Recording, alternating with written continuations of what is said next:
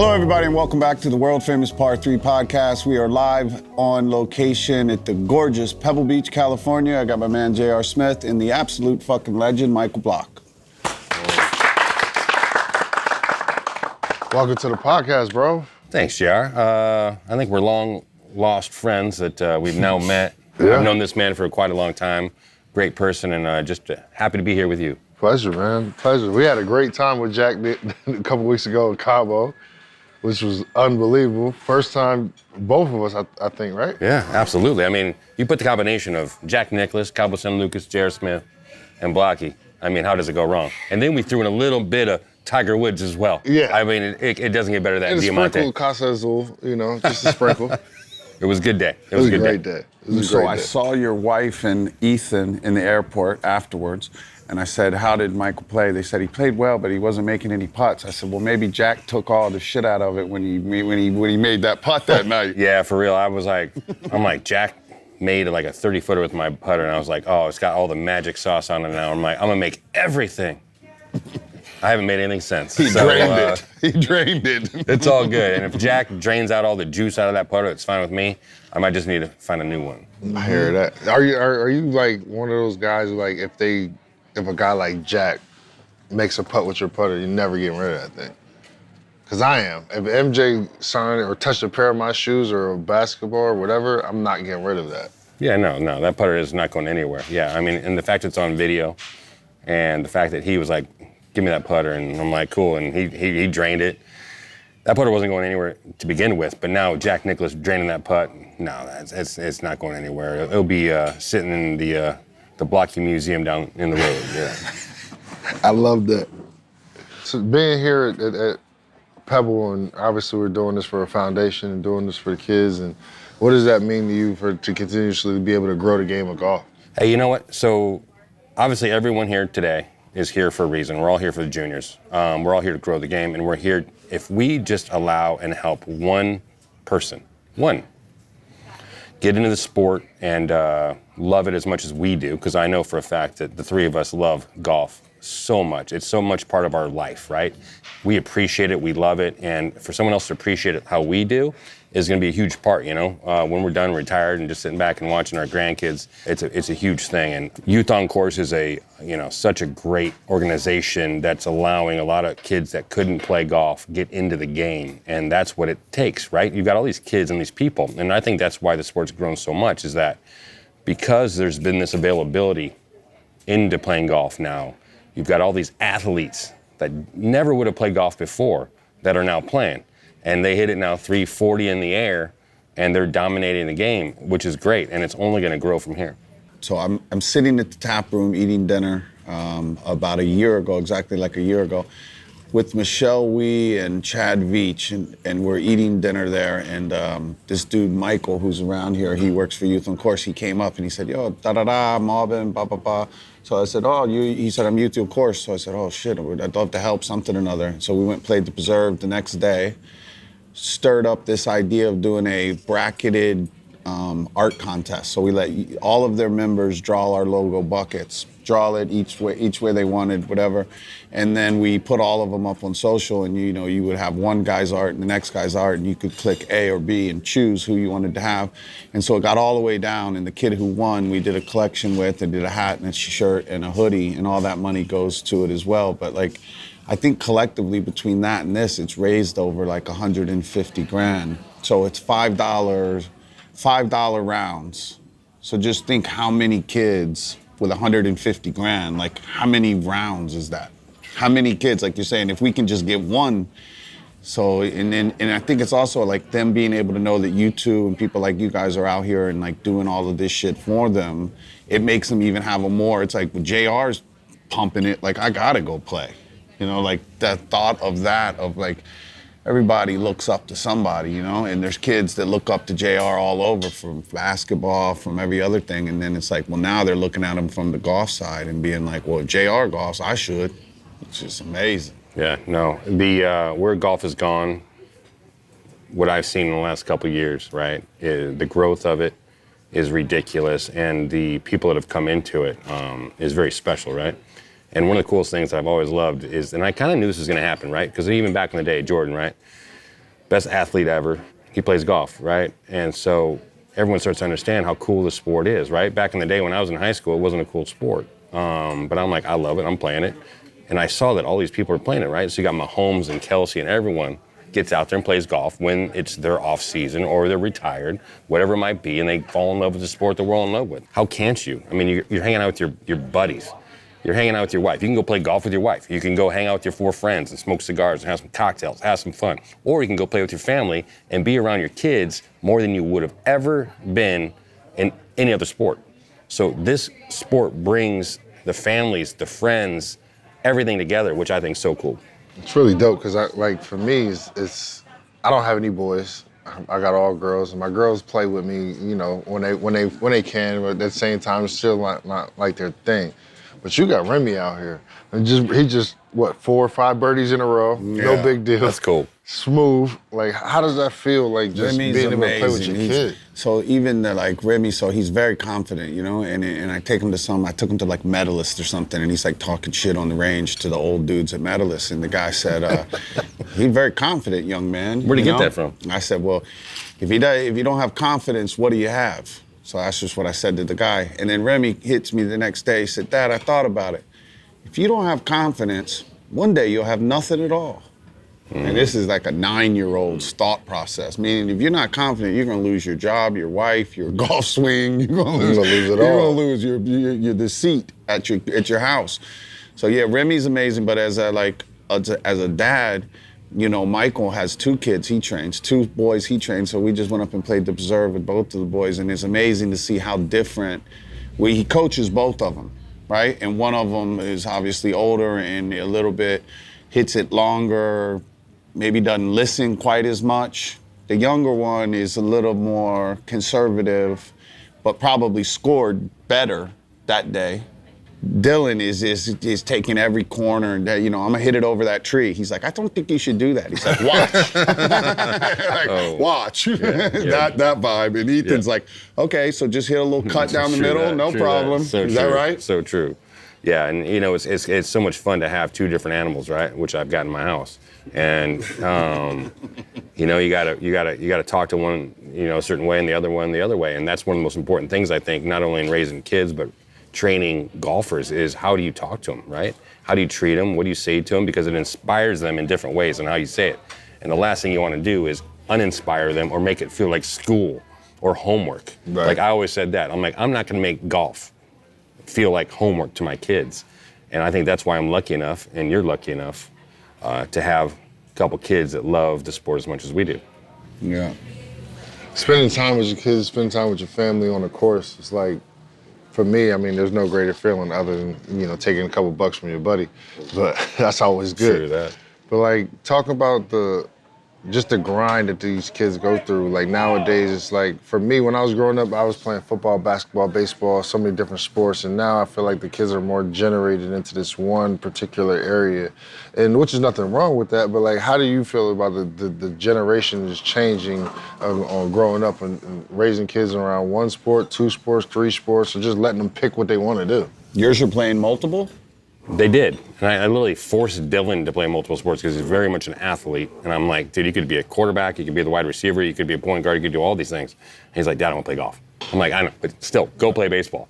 And he's like, oh, okay, fine. And he did, and he's like, okay, can I play golf now? I'm like, okay, that's how he was. But then Ethan, on the other hand, he played soccer, right? And until the age of 13, finally he was like, Dad, I just want to play golf. I'm like, music to my ears. Hallelujah. Music to my ears, you know? And so I've been very lucky now, and the fact is, like, my boys both work at the club. They work outside service. They open up on the weekends, which is really cool. They're learning the business as well, because I want them to have, you know, something on the backside. And if one of them at some point wants my key of the club and run a club someday, I'm more than happy to give it to them and retire and be a very happy man watching that. That's dope.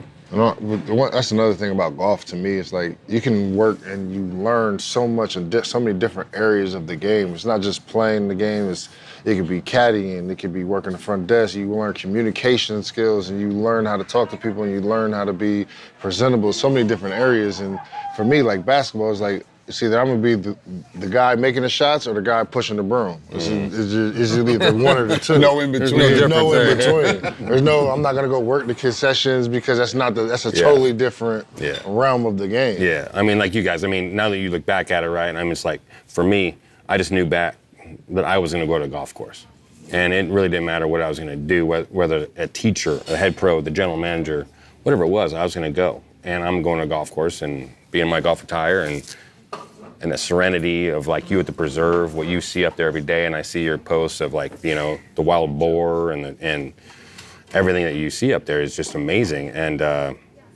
it just brings such serenity and such a good vibe and a culture, and as you can tell with us, you know, it's like we're in such a good place, right? And golf, I think, is really a very important factor that's put us in this good place. Nice. Totally. We started the Malbon Golf. I did an invest in golf, and it was like, one, I need people to buy shit, so invest so we can make it a business. Two, I was looking for investors, but the real reason is just because, like, you know, I started working at a golf course when I was 12. My dad got me a job. I played tennis before that, and then I went and played golf. I mean, I washed the golf carts. You know, I was the cart barn kid, and I picked the range and this, that, and the other. And, like, you know, it's amazing at how if you take, like, two brothers and one goes at 12 or 13 and works at, like, you know, the fast food joint, the other one goes and works at your country club. Like, you know, you learn, like I learned how to play golf. My dad didn't say, I want you to learn how to play golf. He put me in a golf course. I'm with all these other older kids cleaning golf carts, and they're like, hey, you want to play tomorrow? And like, shit, I better go practice. I'm gonna have to figure this out because these dudes are older than me and they're good. And then there were members that I liked, and the members would take certain kids out and play. So it's like, I was forced to get better at golf because I wanted to be accepted by the older kids at the country club, you know, and this was when I was 12 years old. So just this, what we're doing and helping all these kids, it's like, if you learn how to hit a 7-iron, then it's like you may end up going to college to play golf. You may end up playing on tour. You may end up becoming a caddy. You may end up being a head pro, an assistant pro, working, but once you get hooked on the golf, it's like it's never gonna stop. So if you get a kid at 10, 12 years old to learn how to hit, you know, it's like Remington, his swing is insane at 11. It's just like, dude, just chip and putt a lot. Like, that's the only advice I can really give him. Like, don't change your swing, grow into your body, and just chip and putt a lot, because that's really the only difference of, you know, whether you're really good or not. And the kids are little and they're so confident. Like Remington, when he was like, you know, 7 years old, I'd be like, dude, Justin Thomas is better than you because he hits it far. But from 40 yards in, I don't understand how you would accept that he's better than you. Number one, you're lower, you can read putts better. You don't have to bend all down like we do. You know, like, you should be better from 40 yards in than every dude on tour. You got a better view, huh? I am, you know? And eventually he started to believe that he was, and, you know, he just had a little four birdie run back here at the Hay. A little run. He beat me here. The first time he ever beat me here. He was 2 under after 4. I was 2 over after 4. I just couldn't catch him.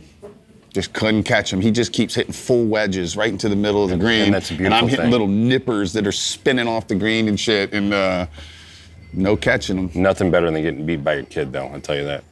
Your kids I beat enjoy you? it. Oh my gosh, they've both beaten me a lot. Dylan's beaten me more often than I beat him. Really? It's at 80 yards by me. I mean, it's not even close. Yeah, no, and I love it. I absolutely love it. I was gonna say, you got a great teacher. I hate it, but I love it, you know, and that's how it works. And Dylan just did the long drive, and I heard he hit it 415. Yeah, 417, the World Long Drive Championship.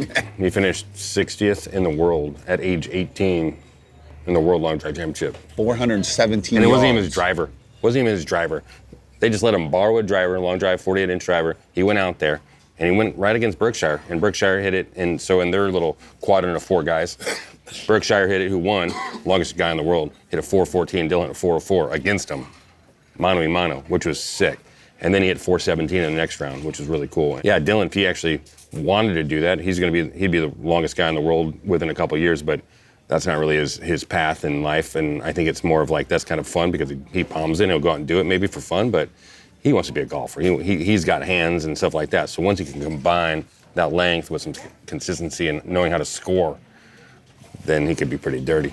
When we did we launched golf balls, and when I had the prototypes, we went to dinner at Korean barbecue with Michael and Dylan and Ethan, and I gave him the prototype balls. I gave them to Dylan, and he said, I'll test them for you, you know? So he went at their course, and he was hitting he said he was gonna hit 50-yard bunker shots so you could really get the best spin, you know? And that's the shot he chooses, 50-yard bunker shot. So that's when you really can see the best spin out of a 50-yard bunker. I'm like, you're a sicko. Yeah, none of us do that, right? We don't go 50-yard bunker Exactly. shot. I don't want to hit a 50-yard bunker shot. I'm either gonna chunk it or thin it. And he's hitting it he's like sends me one video. It's like, here's the Titleist, and he fucking flies it right by the hole, hits, bounces, and then he sends mine. One, he hits the same spot, bounces, zip. He's like, it's a good ball. Yeah, I remember that. Yeah, it was cool. He tested him out. He legitimately did. With a 50-yard bunker shot is his testing. Yeah, that's right. Been a long day. Time for a long drink. The finished drink. Proud sponsor of the Par 3 podcast, Long Drink. Get yours at longdrink.com. Cheers. So for me, like growing up, like I had a little brother, I had an older brother, and I'm kind of like, I got 2 younger brothers and I got an older brother. And I was able to start beating my older brother in basketball like 13, 14. And kind of knew I was different at a certain age just because my body started catching up with my abilities and stuff like that. But I was never like, still to this day, I think my little brother never beat me one-on-one. My youngest brother beat me once in horse. And I'm still pissed about it. No, I'm still pissed about it. It's like, I'm furious. Like, do you see that competition in your kids? Like, do they like really like go at it? Yeah, but like Dylan loves to gamble and Ethan hates to gamble. You know, Dylan's got my side of that, and then Ethan's got my wife's side of like, no, we're cool, let's just have fun, you know, whatever else. And so they're very different in that way, but they're very competitive at the same time, where like, yeah, they want to beat each other, and Dylan's got the upper hand, but he's also 2 years older. And Ethan, he's a little gamer, but you know, he's getting after it and he's working really hard at it. We'll see what happens. You know, you got the guy that's just gonna be straight and like to score, and then you got Dylan. When he's on, it's gonna be hard to beat Dylan. So For anyone. yeah, for a lot of people, yeah, it'll be cool. But it's They play for the same tees? yeah, same tees. Oh yeah, we've been on the tips since we've been very, very young. Oh, man. But they had to shoot. I had a rule. You had to shoot in the 60s, and you had to start at the golds all the way up, right? Senior tees. And you had to shoot in the 60s 3 times from there to move back to the ladies, reds, or whatever it might be. And then after that, you had to shoot in the 60s 3 times. I don't care if you were 8 years old or 20 years old, you had to shoot in the 60s 3 times. So you learn how to score. And I found that to be a very important factor. Learn how to shoot in the 60s. Do not be afraid to shoot in the 60s. Make that your goal. Don't just, because a lot of people just go, hey, I'm 18, I'm 16 or whatever, and I'm gonna go play the tips. And they learn how to shoot 82. Right. And they're 82, 81, and 78, and that's not gonna do it. That's not college golf, that's not professional golf. So I really learned early to get them very comfortable in the 60s. And so now when they're on the tips, they're not afraid to shoot in the 60s. When could they shoot in the 60s? How old? 13, both of them. 13. Yeah. From tips? Yeah, Oh, from the my tips. goodness. From the tips. They worked their way back. And that was a big goal, right? 360s, move back. 360s, move back. Yeah, it was great. And from the forward tees, same age, it's 13? Yeah. Shoot 60? Oh, no, just all the way. So they started like 10 years old. You know, they started probably 10 years old shooting the skis from all the way up. And they just worked their way back. And now it's like no problem. Dylan's and Ethan, they both break 70 all the time. And they're not afraid of it. It's need not to get about Remy it's on that. about being not afraid of it. Like, look, teach them how to shoot a 65. You need to know what it feels like to shoot a 65. And I don't care what tee that's from. 65 is a 65. 65, 65, bro. 100%. That's impressive. My guy challenged me, go play on the, Remy plays the women's tees, right? He's like, I bet you can't beat him if you play on the women's tees with him, but you have to hit driver every par 4 and 5 from the women's tee. He's like, go try to beat him. And it's fucking hard to do. Right. That is hard to do. Because Yep. it's like, you basically can drive almost every par 4, but you can also lose the ball. And you can be also in hit trouble. it over the green, or there's no landing room up there, but you have to hit drivers. So then it's also like trying to hit little like barely chippy drivers. It's like you gotta have some You gotta work the control ball. of your body. You gotta of work that. it. Yeah. Yeah, control it. Control the loft, spin, all that good stuff. What about you when you grew up? How did you get into golf? What is like? Just my everyone parents. knows the story of the People's Champ Yeah. and the hole-in-one and all this fucking People's Champ, legendary so relatable, shit. man. People's Champ, dog. There's very few people. 47-year-old dude just like comes out of nowhere and makes. But I mean, you know what? It's just all of a sudden I had 4 days in a row, and it's like something. It's never gonna happen again. And for me, but it was a very magical thing, right? And I don't know why. I don't know why it happened. I have no idea, but it happened, and I think I inspired a lot of people. I've got wives that had never watched golf before that watched golf and got into the sport, and I got guys who had quit golf that got back into the sport. And like we talked about, we're here for Youth on Course, and if I get some juniors playing, it's unbelievable. And if I got 75-year-old men playing golf again that weren't gonna ever play golf again, that makes me just as happy. It happened for a weird reason. I think it happened. The golf gods said, you know what, we're gonna let you inspire these people that are uninspired right now. All these young people have been inspired through COVID and everything else because they couldn't play anything else, so they started playing whatever. I didn't inspire them. I inspired everyone my age frame, older and above, to get back into it or to play or whatever it might be, and I'm very lucky to be that avenue. 100%. When I seen the story, it was just like, I felt like it was literally me all over again. I'm like, bro, you're older than the typical guys coming out and going on tour and doing all of this shit, and it's just like, to see that as a guy who's like literally I feel like I'm a country club journeyman. I'm a member. I'm a member everywhere in America just because people love to see me. They love to hang with me. I'm a great hang partner, whatever. And it's like, to see you actually go out there and put the numbers with their personality, it was just like, this is the People's Champ. I'm your buddy who you sit and you play 18 holes with and you hang and have a couple of beers and have lunch and smoke a cigar with, that all of a sudden is playing against Rory McIlroy in the final round in the major championship. Yeah. I'm that guy, 100%. It happened, and somehow then the ball goes directly in the hole in 15, and then I get up and down it, and it's really cool. I was with the people on 18. I was literally in with the people on 18, and I swear they made that ball go up in the air, land in the rough, trickle out, and I make that putt. It was like somebody, I think Max Home actually said, he goes, not even Tin Cup did that. He goes, Tin Cup took 7 shots to get in the hole.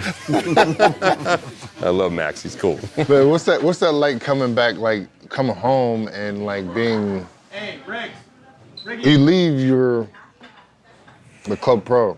You come home, you're the club hero. Yeah. What is that like? That to me was really, really, I mean, insane, right? To go as just, you leave as I am, the head pro at a Roach Bugle Golf Club. I'm still the head pro at a Roach Bugle Golf Club. Nothing changed, right? And if you talk to anybody, they'll just tell you that I'm more tan than I was before because I've been playing more golf. That's the biggest change in me, you know? I hear that. Yeah. That's dope. Hold on, so going back, so then golfing, your parents got into where? Where'd you grow up? St. Louis. I'm from, I grew up in Iowa and then St. Louis. And then I met son and women in Southern California, and I decided never to go back. I stayed out in LA and Orange County, California, Palm Desert. Love being a golf pro out there. I love everything about it. I know a lot of people are like, oh, I hate California, I'm leaving and all this stuff. And I love California. Look at the weather back there. It's been very good to me. And for all of you that don't want to be here, thank you. It's not the fact that I don't want to be here, it's just I hate the income tax. I hate it. I did not, trust me, this year, I might feel differently in April of 2024, JR. I'm just letting you know, but I don't know. But I think I'm still gonna stay, so. Yeah, you got some big bags this year. Hey, man, hey, rolling in. Let them keep rolling in. We asked a lot of people this, and I tend to get the same answer from pros. I'm starting to feel like that's like a thing that you learn to say as you're getting older. What's your favorite club in the bag? I love my little pooty cut driver, which is a little baby cut. That's my go-to. I don't go for distance, I go for accuracy on my driver. But then when it comes down to it, like what I sleep with at night, outside of my wife, is my putter. That putter's got me out of more trouble than anything in the world, right? Even more than my lawyer. And so that putter is just, you know, it's godsend where it's like, you know what, I hit it in the crap and I get out, I chip out, I go to 12 feet and I make that putt. And this other guy just hit driver down the middle, wedge to 10 feet, misses it, lips it out, makes par, and I just made par too. And I just know for them they're going, They're like, not again. bro, Bro, I can't I beat mean, this it's so guy. much better than blocking. And I'm like, I had a 4. Poor guy. Hey, what you have? Yeah. Did you have 4 too? Okay, good. Yeah. What's your but putter lowest round? I got a 58 in my bag. I Where? shot 1,400 Cote de Casa in the Booth game, the Skins game out there, from the blue tees, from the blues. But it's still 58, and it was 58, badass. 58. It was badass. I made about a 25-footer on the last hole, and I was just trying to 2-putt it. And just how it was going that day, the hole looked the size of this right here, right? You've had games, I've had right? those days. You're shooting, the hole looks the size of this table, the hoop looks the size of this table, right? Yeah. Same exact thing. And that's what I felt like that day. But I did shoot a 59 at my home club, a Roachboo Golf Club. I shot 13 under with my 2 boys and one of my best friends on my birthday. Oh, wow. And now the craziest thing is about those 2 rounds, the 59 and the 58, is that I never hit a warm-up shot. I never chipped, putt, nothing. I went to the first tee, and that's it. And I've really kind of gotten to that gravitation of where I feel like when you go warm up, most of the time, you leave going, okay, I'm warmed up, but I've hit, I shanked 2, I topped a couple, I chunked a couple, and you're almost losing positive thoughts, and you're losing confidence, and you go there. Because when you go to the putting green, Jim McLean told me way back in the day, go to the putting green, and your first 3 putts, put them to a foot, and bang them right in the back, and feel it, and listen to it, see it go in the hole. Don't go to 10 feet, downhill left to right, and immediately miss 3 and lose confidence. Right. You know, and that's what everyone does, right? What does everyone do at the putting green? They go out there because every putt, every green, every hole is about 30 feet apart. And they're hitting 30-footer to 30-footer to 30-footer to 30-footer. And they do 15 of those. They make none. And then they go to the first tee. So you just hit 15 putts, made no putts, and now you're going first tee. How is that good for your confidence? I'd rather have you not even go out there. Yeah. I'm giving you all my secrets. No, you know what? Honestly, it makes perfect sense because I played with Melo, I played with Allen Iverson, played with a lot of guys, and they never warmed up. Like you'll see them in a layup line, maybe like messing around, but most of them are sitting down, chilling. People don't realize, like before the fans get there, we're there at least an hour and a half before the game. Right. I'm out there getting a full sweat. I put up 100 shots in my 120 shots in my spots, and then I'll go out and, you know, get back in, get ready for game, go over the plays or whatever. But at the same time, if I wasn't shooting well in the practice round, it was just like, you're fucked. Yeah. One of those days. Yeah. Start questioning But those yourself. guys, they know they're gonna get 30 shots a game. Like, listen, just get it over here.